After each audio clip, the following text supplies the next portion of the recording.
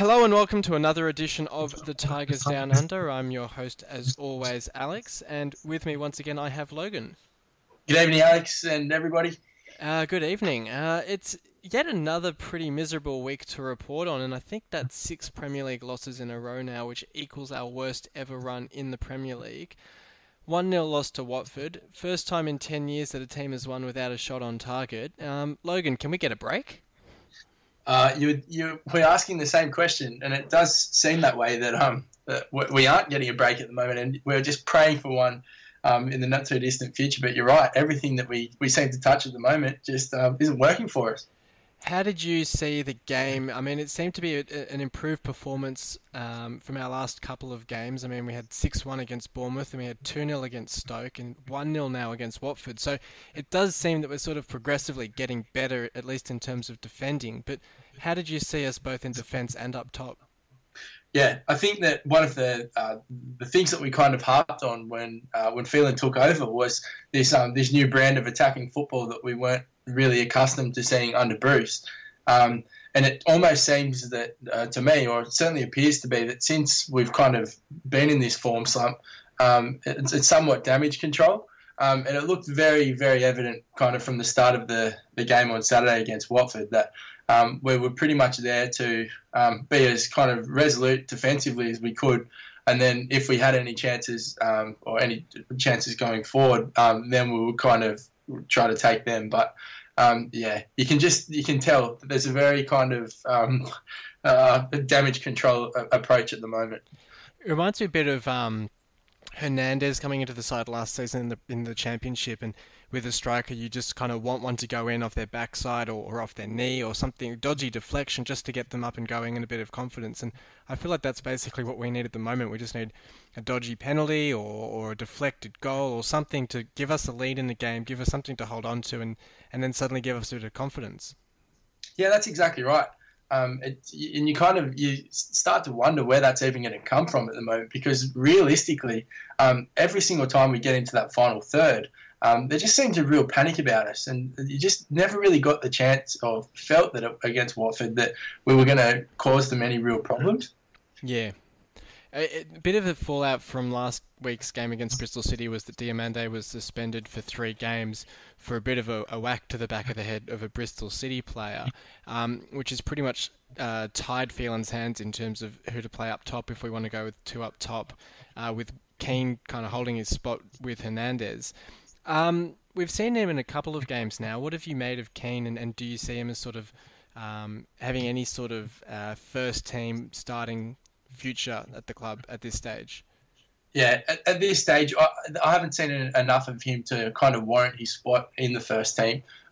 By no means do I think is he kind of a lost cause. I think that he will have a lot to offer long term, but I think he's kind of a fringe striker that you may bring off the bench kind of in the dying embers of the game type thing at the moment, rather than looking to kind of provide something and register on the score sheet. He just, for me, doesn't seem like he's got that in him at the moment.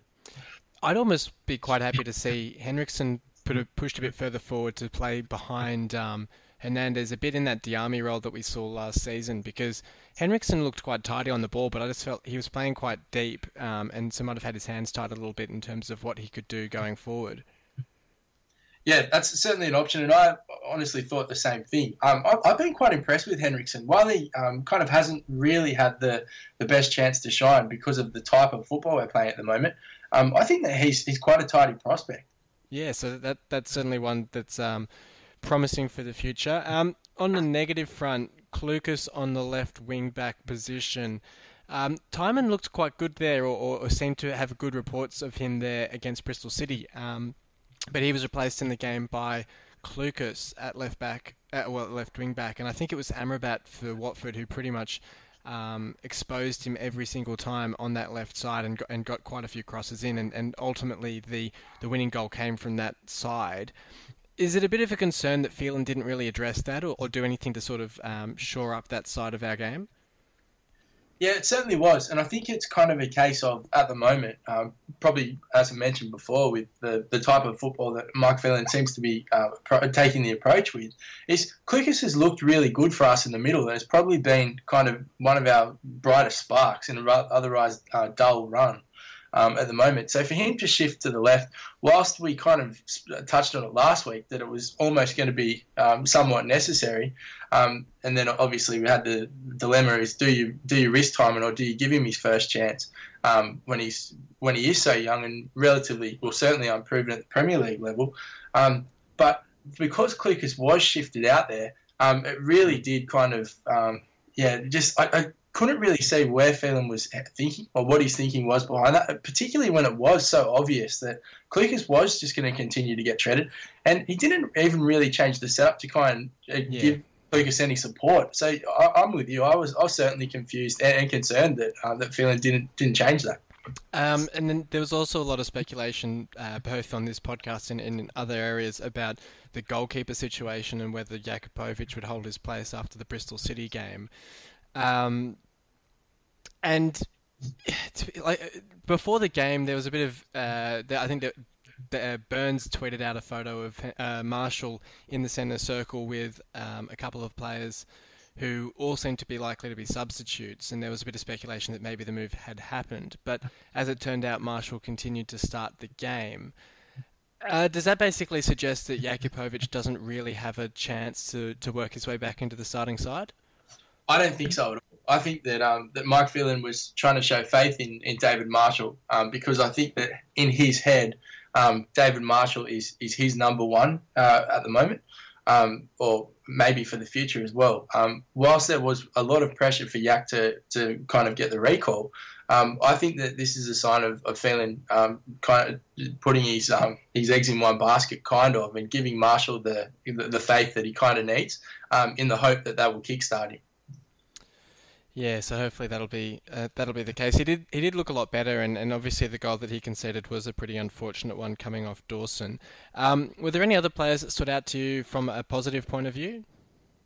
Look, to be perfectly honest, I think Dawson and Davies, well, bar the own goal, I think we did look better defensively if we can take that away from the game. But to be honest, it was a very dull game, and there wasn't really too many positives, arguably, to take from the game, except for the fact that up until the 84th minute, we looked quite good in defence.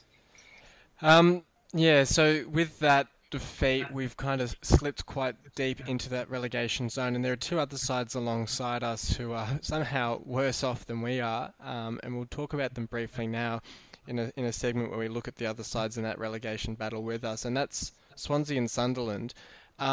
Sunderland went down 4-1 to Arsenal, and I think that's made it officially the worst ever start to a Premier League season, unfortunately taking that title away from Sheffield Wednesday, which might have been a nice record for them to have kept. But what have you made of Sunderland, particularly under David Moyes, and do you see them any chance of them staying up?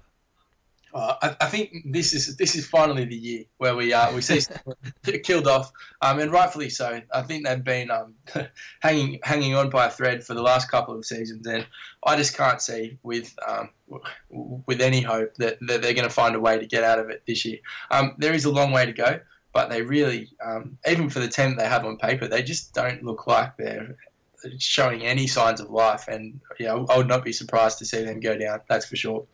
Swansea, are the other one, and it's a bit of a surprise to see them down in the relegation zone because they've traditionally, at least in their Premier League experience, been a quite successful club and managed quite well and playing a great style of football. But they find themselves in 19th position at the moment, just on 5 points, and obviously they were one of the sides that we've managed to beat this season, which is increasingly looking a pretty woeful record to have. What have you made of their start to the season, obviously having already changed their managers? Yeah, again, I think when we beat Swansea in the second round, we were kind of in this false sense of security that we had a really good side, and we were kind of the spirit that was in the camp was going to be one that was going to see us upset a lot of teams when we rolled Swansea in Swansea. But since then, I think it's kind of really showed us the quality that Swansea have. They've offered nothing either, obviously, as their point return suggests, albeit they were relatively competitive against Stoke.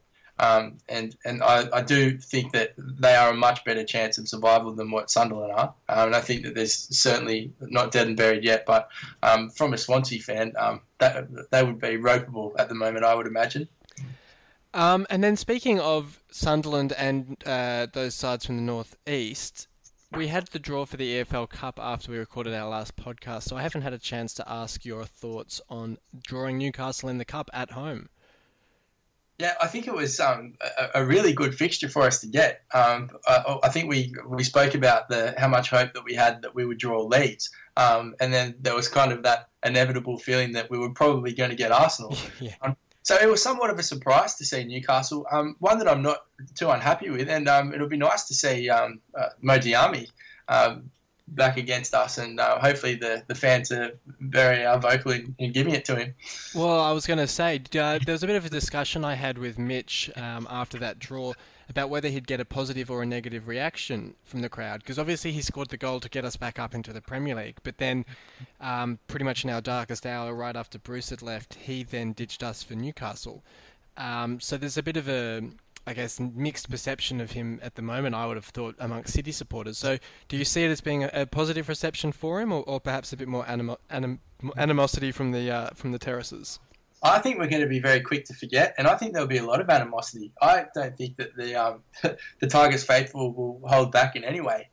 Obviously, there will be a degree of respect for him, but I think just in the manner that he did leave to Newcastle has left a bit of taste in quite a few fans in their mouth. So I really hope they do give it to him. The inner devil in me would like to see a hostile response. Yeah, I think I'm with you on that one. I think it will be a pretty negative reaction to him. I mean, at the end of the day, he was pretty much the only player who jumped ship in the summer. Everyone else stayed loyal and got their heads down and got working hard. So I think there would be a bit of an interesting reaction to him.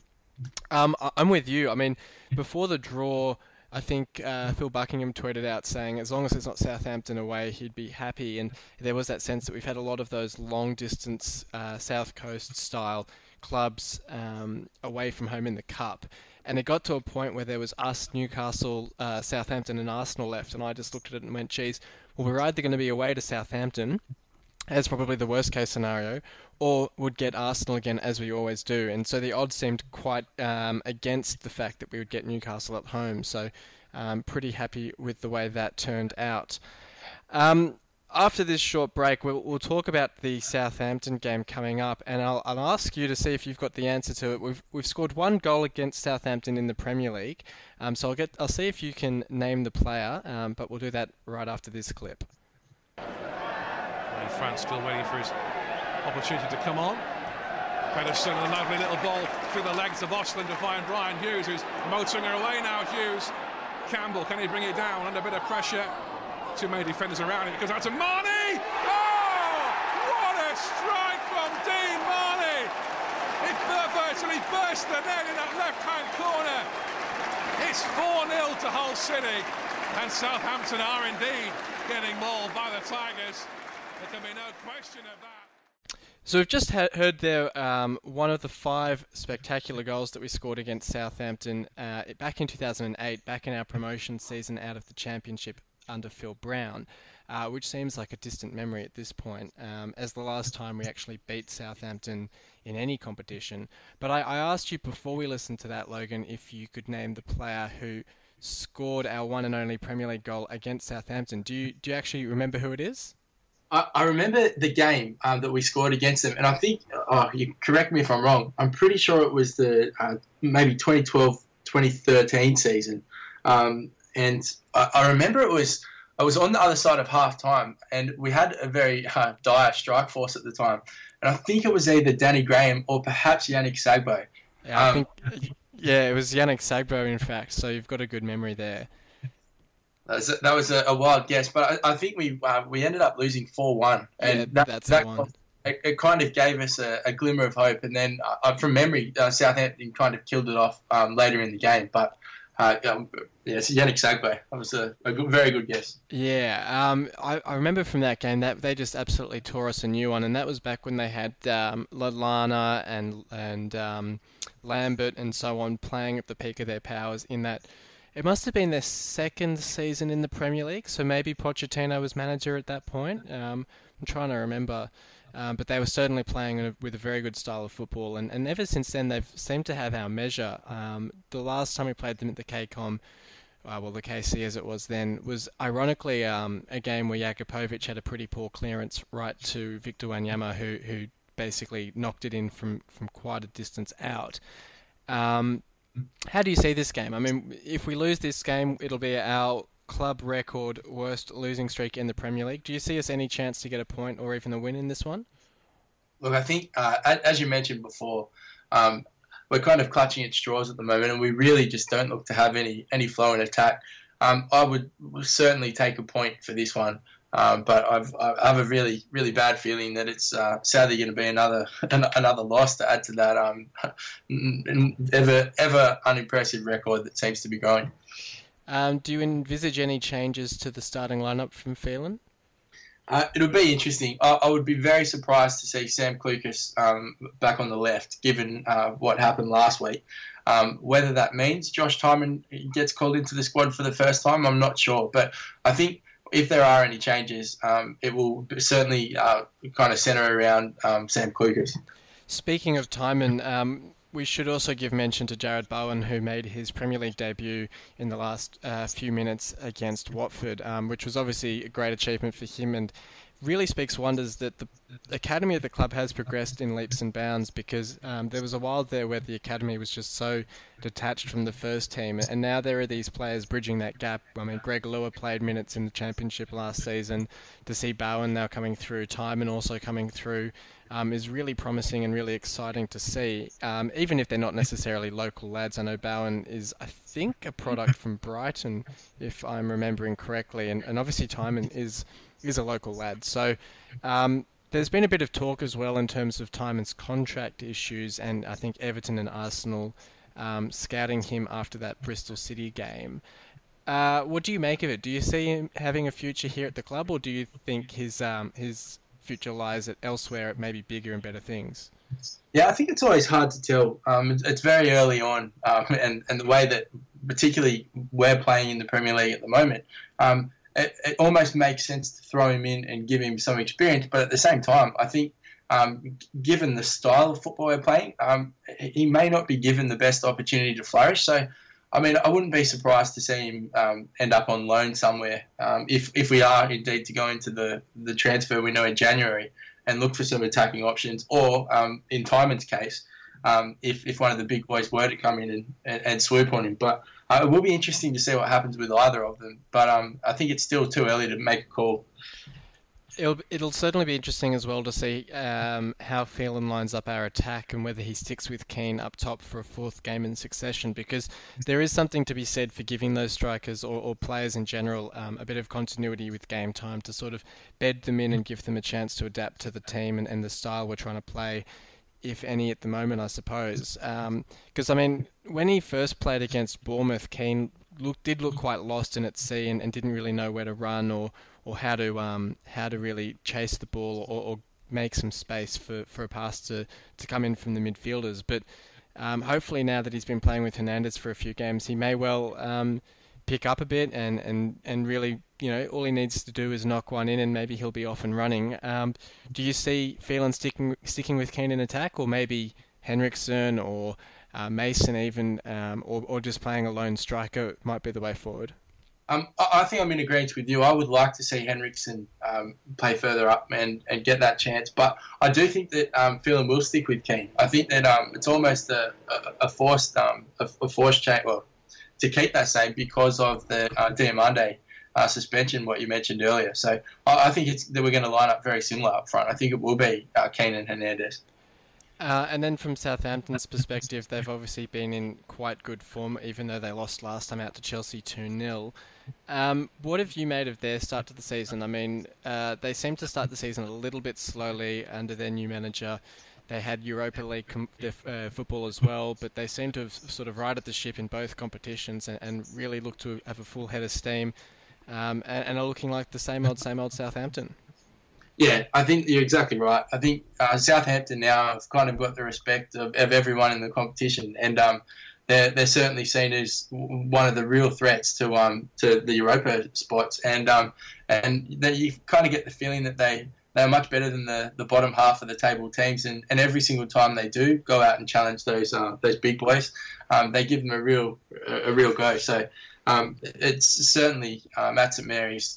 They're going to be very tough to beat, and I think that I just think that the way they've started the season and the threats that they do pose, they're going to cause us great difficulties, and everybody who visits St Mary's this season. And I'll tell you what, Charlie Bloody Austin always seems to score a goal against us to just rub the salt in the wound of the fact that we didn't actually manage to sign him from Burnley when we first went up to the Premier League under Bruce.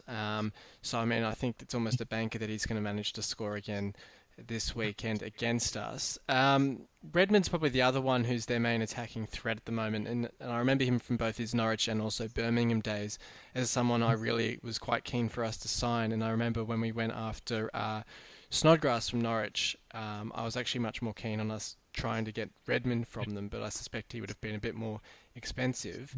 Who have you sort of seen as the standout Southampton player, perhaps, that we should watch out for?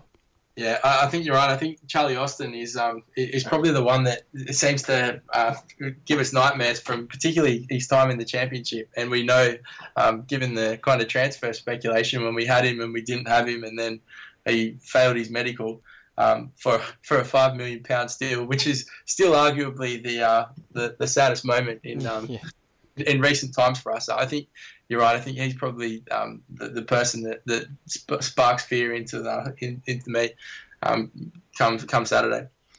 And then just back on our team, who would you say has the most at stake heading into this game? I still think we can't overlook David Marshall. I think if we're to go to St Mary's and be on the end of a drubbing, I think the axe will be wielded, and Phelan will have no choice but to recall the axe. Yeah, so that'll be an interesting one to see how he goes, and hopefully he can keep a clean sheet or do something of that sort, make a couple of decent saves. Because it was an interesting point I've seen raised that Jakupovic, when he was in the side, was always quite good at getting those spectacular saves and pulling off some pretty amazing saves. And whilst we've made the point on here that you can't necessarily blame Marshall for any of the goals because they've all been great shots, he doesn't seem to have great, standout saves in his locker, at least to the same extent that Jakupovic seems to have. Yeah, certainly. I think that David Marshall looks like he's one of those aging keepers that just doesn't have the same impact that he did. Maybe that might just be him adjusting to his new side and the surroundings, but I agree. Yak to me looks the more thrilling of the two to watch. He has that X factor, and and as you said, he's very animated as far as organising his defence and shrieking when he does make a save. He's the first to let you know it, and I think that kind of fills our defence with the confidence that they kind of seem to be lacking. And then finally, just before we sign off, I'll get a tip from you for the game. Sadly, I think it's going to be 2 or 3-0 to Southampton. Let's stay 2. We'll keep it positive. Yeah, I mean, the best I can hope for, I think, is probably a 1-1 draw. I can't see us keeping a clean sheet, so hopefully we can get on the score sheet ourselves. But I think you're probably right that I think Southampton will keep a clean sheet, as they seem to have been doing in most of their games recently, and probably a 2 or 3-0 victory to Southampton, unfortunately. And then hopefully we can gear up for a pretty huge game the week after against Sunderland, which, of course, we'll be back here to discuss next week. So thank you so much for coming on this week, Logan. Not a problem. And thank you, everyone, for listening in. Hopefully we're both wrong, utterly wrong, and Hull can pull off a fantastic win against Southampton and get back on that winning track and pushing out of that bottom 3. And until next time, come on, City. You've been listening to the official Hull City Australia podcast. For more discussion, join us on Facebook in the Hull City AFC Australian Supporters Group, or follow us on Twitter at Hull City AFC Oz. The music was created by Amber and Black.